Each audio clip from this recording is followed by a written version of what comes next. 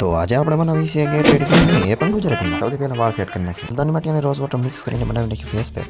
અને પછી તો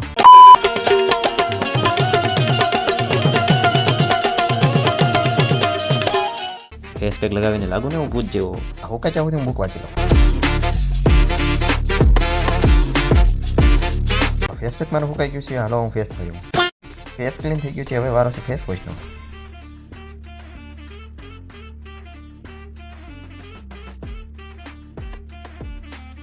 ફેસ વોશ થઈ ગયું છે ડન. ત્યારબાદ બ્લેક કપડા પહેરીને આપણે થઈ ગયા છે તૈયાર. કપડા સાથે વોચને મેચિંગ કરવા માટે ભાઈ પાસેથી લઈ લીધી વોચ.